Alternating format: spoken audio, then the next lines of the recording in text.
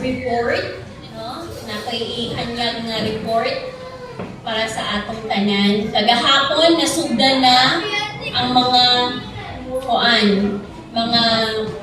aspirants, no? Nagsugod na sila gahapon na ni-commit sila to serve the Lord through their talents. So, naiuban na ni-commit sa